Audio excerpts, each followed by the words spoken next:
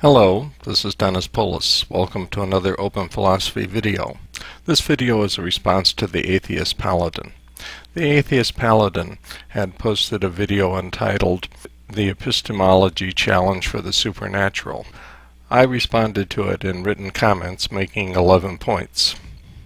In return, he made a video discussing my response, and this is a response to that video. If you are someone who believes in the supernatural, then I want to ask you what it even means and how you can even know anything about a supernatural claim. So naturalism is going to be the belief that the natural world happens in a causal manner. Secondly, that it happens in like mathematical patterns. In other words, it happens with a regular reason, such as describing forces. And that it also that the actions are conserved, that you don't really get more into the system than you do out of it. So overall, I think this would be a good overarching idea of naturalism, or how to define naturalism. I commented, the first problem is in your definition of naturalism. Physics holds order is lost in thermodynamic processes. Likewise, theists hold causality. Ex nihilo nihil fit. From nothing comes nothing. No being does more than it has the capacity to do. So it is unclear how that is a difference, let alone a decisive one. Calvinists hold predestination/determinism. Many quantum physicists do not. Again, no decisive difference. As a theist physicist, I am committed to mathematical laws. How have you set naturalism apart from theism? Okay, that's not my job. That's the whole point of the challenge. It's not I am setting apart. I want you to set it apart. Here we come to a fundamental difference in our worldviews. His worldview is one which is disintegrating. He wants to set the natural world apart from the divine world. I want to integrate them. Open philosophy is about having an integral worldview which is open to all of the data of human experience, both scientific data and our spiritual insights. So my job is not to confirm his worldview that there is a separation, but to show that he is wrong and that what he calls naturalism is perfectly consistent with theism. And further, what he calls the supernatural is part of the lived world. So what I am trying to do here is quite different from what he expects me to do. He expects me to confirm his prejudice that there are lines of separation, separating our human experience into incompatible compartments, whereas what I am in fact trying to do is to show the compatibility of the natural and supernatural orders. The theists hold to causality, in the sense that you'll explain later that A is before B, but it's not really causality if it has no explanatory power. Another problem with Atheist Paladin's statement is his coupling of explanation and predictability. When we're asked how the Civil War came to be, we can cite a number of factors: slavery, states' rights, economics, and so on. While this is a completely acceptable explanation, it lacks predictive value. On the other hand, modes of explanation which have predictive value are rejected by naturalists. Teleology, the idea that actions are directed toward ends, has a great deal of predictive value. No one has a computer model which tells us how a spider is going to respond mechanically to a fly landing on his web. But if we understand the purpose of webs, which is to trap food for spiders to eat, then we have no difficulty in predicting how a spider will respond to a fly being trapped on his web. Yet this mode of explanation, which has a great deal of predictive value, is rejected by naturalists because of their own prejudices. But if you said, God is the cause of life, as many theists do, we ask how, or how did he do it, and there is actual no answer. There is no incompatibility between being a theist and looking into the hows of creation. So, when I'm asked how did God do it, how did God create life, the answer is very simple. God created life via the laws of motion, the laws of nature, which he holds in being, and he used the normal chemical processes that research discloses to us. Then it evolved as outlined in the theory of evolution.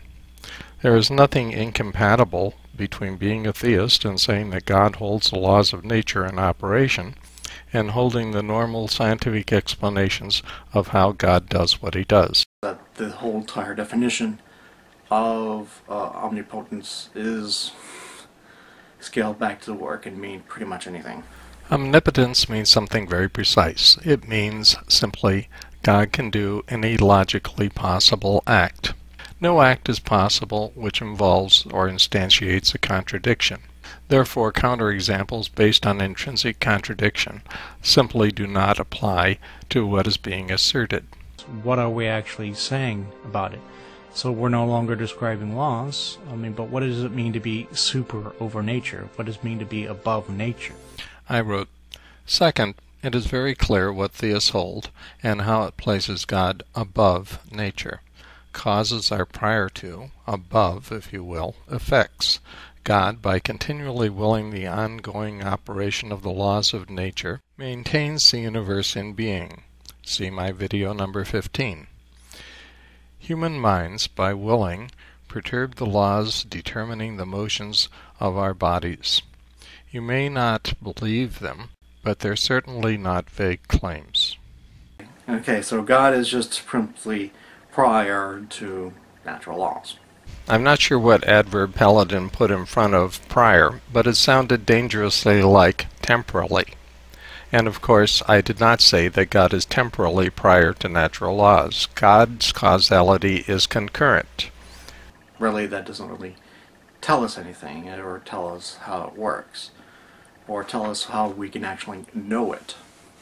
Again, epistemology challenge, right? It's difficult to understand how being told that God exists and is the cause of the laws of nature doesn't tell the atheist paladin anything. And as to how, I've said how. God causes the laws of nature by an act of will.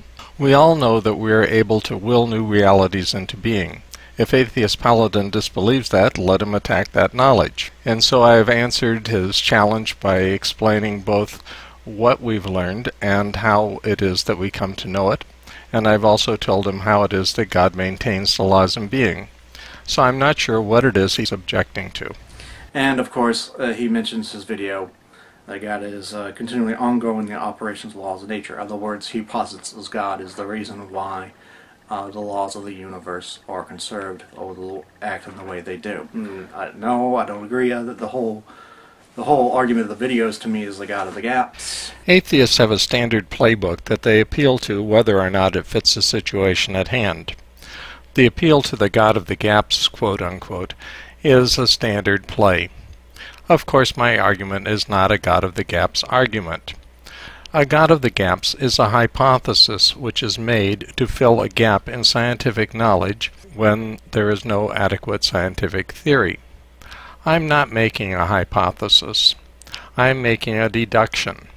If he objects to the deduction, there are standard ways taught in Logic 101 to deal with deductions that you disagree with.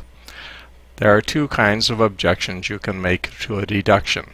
Either 1, you can attack the premises as false, or 2, you can attack the logical moves as invalid. Atheist Paladin has done neither. He's merely pulled a play out of the atheist playbook, not realizing that this situation calls for a completely different approach. Again, just to say God is the definition, by definition, is the thing that causes laws to be uniform, does not solve that issue. To me, it is the laws are uniform because it's logical. Because if the laws were always in flux, then the identity, such like the law of identity, would be violated quite routinely. So that is not a possible state of affairs. This is the kind of muddled thinking that gets atheists into illogical trouble. There are two kinds of possibility which are relevant to the discussion. One is what is physically possible. What is physically possible is what is conditioned by the laws of nature. But the laws of nature themselves are not conditioned by the laws of nature. The other kind of possibility is logical or metaphysical possibility. If there is no contradiction involved in thinking something, then it is logically or metaphysically possible. And there is no contradiction involved in thinking that the laws of nature might change at some point in time. So, while it is not physically possible that the laws of nature could change, because physical possibility assumes that they remain constant, it is still logically possible that they could change. And so, since it is logically possible for them to change, it is certainly possible for them to change. We're discussing metaphysics here, not physics. Now let's talk about the principle of identity for a moment. The principle of identity is whatever is. It doesn't say that something which is at one time is going to be identical to something which is at a different time. Every material reality is subject to change. Certainly, TheAtheistPaladin does not want to argue that the laws of nature are immaterial realities. In the logical order, the principle of identity tells us that two concepts of identically the same thing are equivalent to each other. But I'm not talking about concepts here. I'm talking about the reality, the laws that actually operate in nature. And those are not concepts for the simple reason that they operated prior to the existence of intelligent beings like ourselves, and concepts depend on intelligent beings like ourselves. So, if the laws of nature were merely conceptual, they would be incapable of explaining the origin and development of the universe and the origin and development of life. So clearly the logical principle of identity is completely irrelevant to what we're discussing. Things that are described as supernatural are said not to be made of matter, that are not made of matter or energy, but so are things that don't exist. Everything that we know of is made of matter and energy. Third, saying everything we know to exist is made of matter and energy is a factual error. Consider the laws of nature, not the laws of physics, which are approximate human descriptions, but the laws that caused the Big Bang, the time development of the cosmos, and the evolution of species. It is a category error to think them made of matter or fields. Still, they are real because without their action, we would have no scientific explanation of these things. The fallacy of reification. Okay, the laws aren't laws, they're just descriptions of how matter behaves. They're descriptions of certain phenomenon. They don't cause these phenomenon to happen. So your whole example is moot. The Atheist-Paladin and I had quite a bit of back and forth in the comments about his concept of reification. Let's think about it. A description which describes nothing real is simply a fiction. So his idea that the laws of nature are simply descriptions which describe nothing in reality makes physics a work of fiction. Of course, that is absurd. Further, since descriptions depend for their existence on intelligent beings like ourselves who are able to form descriptions, descriptions don't exist and cannot operate or explain anything which happened before the existence of the beings which have created the descriptions. So his idea that the laws of nature as operating in reality are simply the reification of descriptions is totally absurd.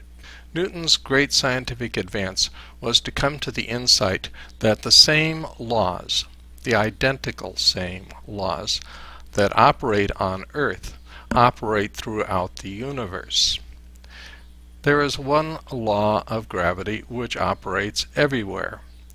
That was what allowed Newton to explain the orbits of the Earth after experiencing the falling apple. The Atheist-Paladin would have us step backward in time to a time when only individual items such as human beings, rocks, and so on existed, and there were no universal laws, only substantial forms that were embedded in the individuals.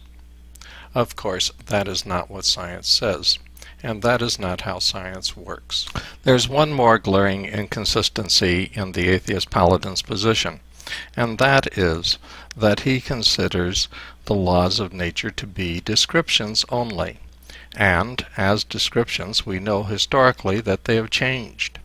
The laws described by Newton are not those described by Einstein or Schrödinger, so he cannot consistently hold that the laws are only descriptions and that they do not change. That is a position which is contradicted by history. Exactly what are we describing here when we're talking about the supernatural, if we're no longer in the realm of anything that we can understand? Fourth, no philosophical theist defines the supernatural in a way defying understanding. Rather, naturalists use it as a term of disparagement, removing any sensible meaning. This only creates and destroys a straw man. Spiritual means intentional. We all grasp what it is to know and will, and most understand these mental acts imply intentional agents. And you say that theisms don't define the supernatural in the way that defies understanding. But they defy the laws of physics. They defy the things that we so far can know about. Notice how the atheist paladin is begging the question here. He's saying that the objects of physics are the only objects that we can know about. He ignores the fact that philosophy allows us to deduce the existence of an immaterial God, and he ignores the fact that many people have had direct experiences of God, as I outlined in my video 45. Begging the question doesn't really advance the argument. It merely tells us what the atheist paladin's faith position is. And as we are going to see, his faith position involves a number of contradictions. If God was to heal an amputee, that would violate the conservation of energy. This is typical of the kind of inconsistencies I encounter in dealing with atheists. When I offer the laws of nature as realities causing events to happen and forbidding other events from happening, I am told that I am reifying descriptions, that there are no laws operating in nature. But when atheists want to attack the idea of miracles, then suddenly the laws of nature become empowered to forbid certain kinds of events while predicting others. You can't have it both ways, atheist paladin. Either the laws of nature operate in nature and have the force of law, or they do not. So it does operate in the way that we don't understand via the natural processes. It is sad that he does not already know this, but the limits of human understanding are not the limits of reality. Whether as you're defining spiritual as intentional, really that's just your philosophy. That's definitely not present in some Christian understandings or any other understandings. Really, this guy makes lots of videos about that. As with other things, the atheist paladin is factually in error. I don't make lots of videos about Christian understandings. In fact, I've made no videos about Christian understandings. I've made a series of videos about philosophy, and my conclusions are supportive of many faiths. Secondly, he is certainly wrong that intentionality is not at the core of spirituality. Aristotle called God self-thinking thought. I could go through many faiths. The three primary virtues in Christianity are faith, hope, and charity. Each of these is an intentional virtue. St. Augustine explains the imago Dei, the image of God in which we are created according to Genesis 1, as involving our being, our intellect, and our will. Buddhism teaches people to let go of their desires. Again, spirituality is intentionality. The core message of Islam is surrender to the will of God. Again, an intentional state.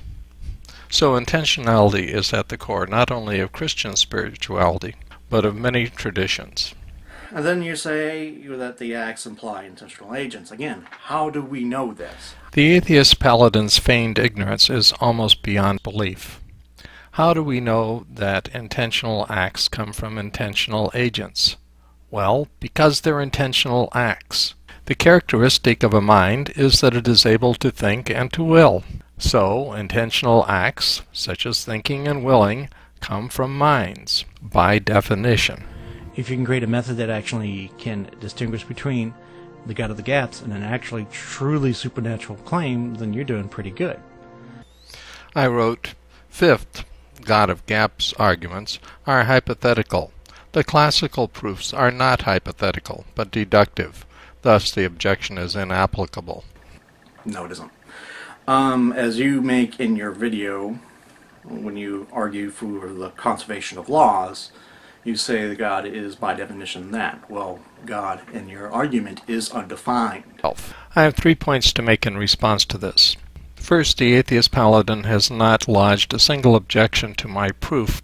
All he is objecting to is what label we should assign to what I have in fact proved to exist.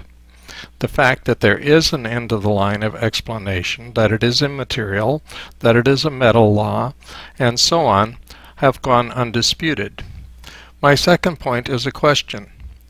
What does the atheist paladin want to call what I've proved? Here's the clip from the video in which I suggested that the appropriate name was God. Something which keeps the laws of nature in operation and also conserves itself in being fits the description of what we call God. My third point is that what I've proven to exist meets the dictionary definition of God. The dictionary defines God as the supreme being, the ruler and creator of the universe.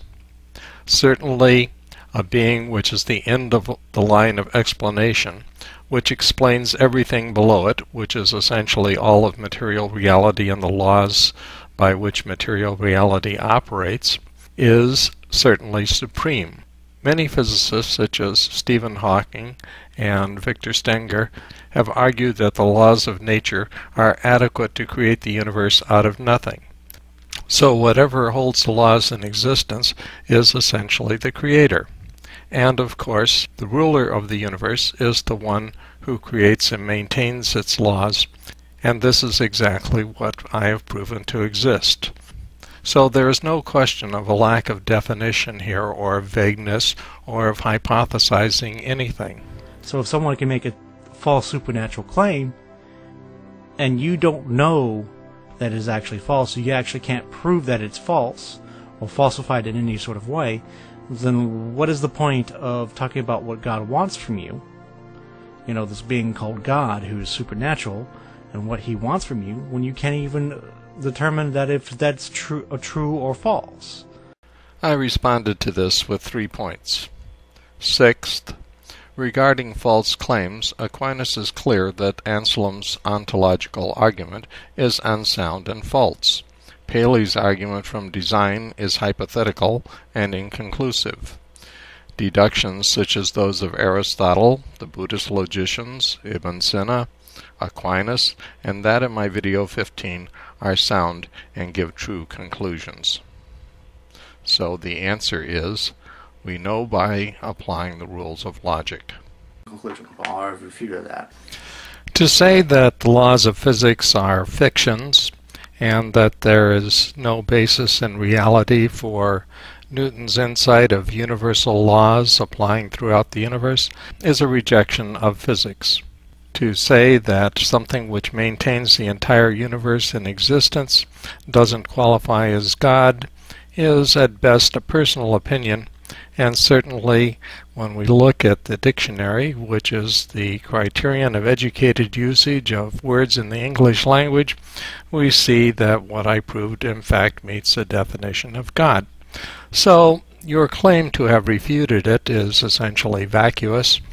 Further, you've not even addressed the arguments of Aristotle, the Buddhist logicians, Ibn Sina, and Aquinas. Seventh, unfalsifiable claims are made by naturalists whenever they propose a multiverse to avoid the fine-tuning argument.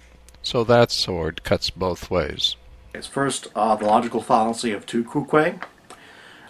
So, just because naturalist does it doesn't excuse you from it. They're wrong in doing so. Of course, I haven't made any unfalsifiable hypotheses because I haven't posited any hypothetical arguments. So it doesn't apply to me. But it does apply to naturalists who explicitly say that if you don't want God, you better have a multiverse. That is certainly not a scientific argument. It is a theological or an atheological argument, and it rests on an unfalsifiable hypothesis. No, but you're also wrong in that the multiverse theory is unfalsifiable. At least it's not directly falsifiable. But if you prove certain other aspects of the multiverse theory, such as supersymmetry, and that sort of, from supersymmetry you inherently get a multiverse. The equations can't work out any other way. So in proving supersymmetry, you can prove a multiverse. The atheist paladin is once again showing that he doesn't know what he's talking about. First of all, he doesn't understand the hypothetico-deductive method.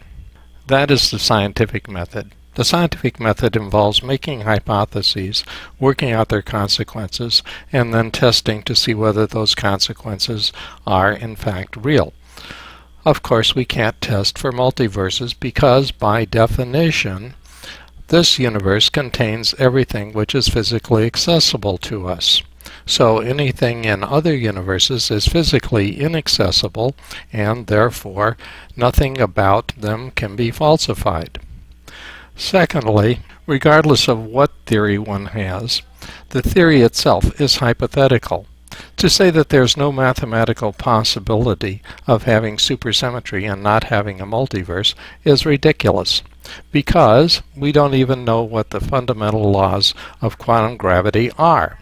We don't have the equations, and we don't have the model. So having neither equations nor a model, we have no idea whether or not supersymmetry is compatible with a single universe or only compatible with a multiverse theory. Eighth, we can know what God wants of us from the potentials in our individual natures. Why would He will a potency He never wanted actualized? We have free will. So no single course is dictated. We can choose one potential over another as long as we respect other people. Okay. So basically we know God's will is that we do whatever we want. Apparently the atheist paladin has difficulty in reading standard English and comprehending its meaning. I did not say that God's will is that we can do whatever we feel like or whatever we want. What I said is that God holds open potentials for us, and that we can infer from that God wills us to fulfill our human potential, that God's will for us is to become fully realized human beings. And since He holds these potentials open to others, to do so in a way which does not interfere with others becoming fully realized human beings. Now, a good way to know that you're on track is you basically are making claims that no other religion makes. Ninth, it makes no sense to say doctrines must be unique to be true. Yeah. But if you predict something that is could be also be in a prediction of another model or theory, or is it a prediction of something else as well, then you cannot say, well, when this occurs, it's evidence for my theory. Yes, this is the problem with the hypothetico-deductive method. In science, we encounter this problem all the time. Multiple theories make the same prediction, so it's hard to tell what an experiment is confirming, since it confirms multiple theories. But I've not proposed a hypothetical argument. I've proposed a deductive argument. So the shortcomings of the hypothetico-deductive method, the scientific method, are completely irrelevant to the deductive argument that I and others have made. As for individual religions, I don't think that any individual religion that I know of proposes that it be accepted on the basis of the hypothetico-deductive method. It's completely irrelevant to the acceptance of religion, to the grammar of assent.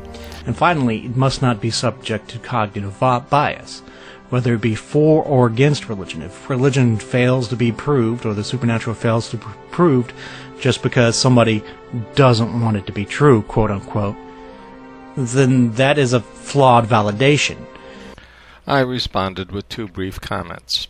10th, all human acts are fallible. Science also suffers from biases. Really, dude? Really? Really? Science is a seeking of elimination of biases. Yeah, humans make mistakes, like the whole neutrino faster than light incident. They did science, and they found the error. So what you're talking about is really a shame, since you claim to be a physicist and you talk about science in such an anti-intellectual way. It's hardly anti-intellectual to realize the fallibility of the human condition. It's hardly anti-intellectual to realize that science makes mistakes, and that some of these mistakes last a long, long time, let's say 100 years or more.